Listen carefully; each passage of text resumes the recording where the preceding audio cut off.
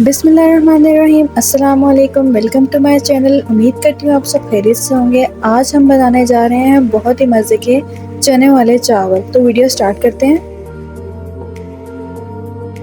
यहाँ पे मैंने एक कढ़ाई ली है और उसमें तकरीबन 1 कप ऑयल शामिल कर दिया है। साथ ही मैंने इसमें 3 बड़े साइज़ के प्याज शामिल कर दिए हैं। प्याज़ों को मैं तब तक फ्राई करूँगी जब तक इसका कलर डार्क ब्राउन नहीं हो जाता।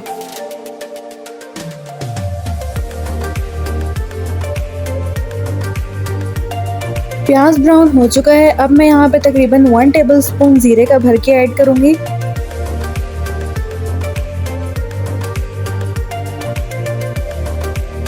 यहाँ पे मैंने तकरीबन 2 से 3 टेबलस्पून पानी के शामिल किए हैं ताकि प्याज़ों का कलर डार्क की तरफ ना चला जाए। साथ ही मैंने इसमें तकरीबन 3 बड़े साइज़ के टमाटर शामिल किए हैं।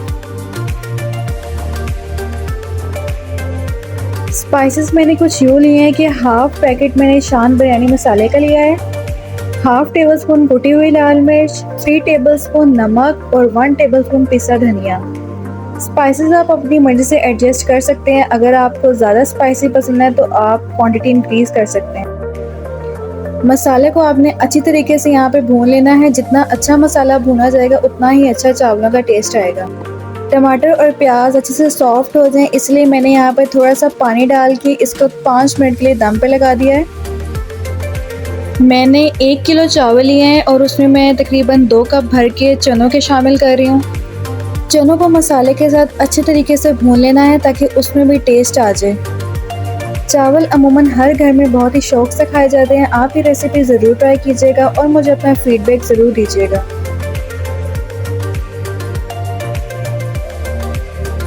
आप देख सकते हैं कि मसाला कितने अच्छे से भून चुका है, ऑयल सारा ऊपर आ गया है। अब इस पॉइंट पे मैंने यहाँ पे तकरीबन 4 गिलास पानी के शामिल किए। मैंने 5 गिलास चावल लिए थे और इसलिए मैंने इसमें 4 गिलास पानी के शामिल किए। मैंने 5 हरी मिर्चें ली थी और उनको सेंटर से कट लगा लिया था। अब पानी को बॉयल आने का वेट करेंगे। जैसे ही पानी को बॉयल आएगा तो इसमें चावल शामिल कर देंगे।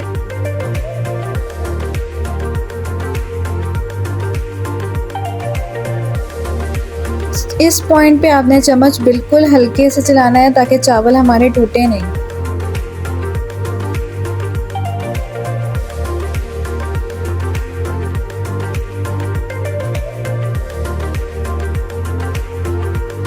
पानी हमारा अच्छे से खुश्क हो चुका है। यहाँ पे मैंने तकरीबन हाफ़ टेबल स्पून पिसा हुआ गरम मसाला ऐड किया है और मैंने यहाँ पे फूड कलर ऐड किया है। आप चाहें तो ऐड कर सकते हैं, नहीं तो स्किप करें।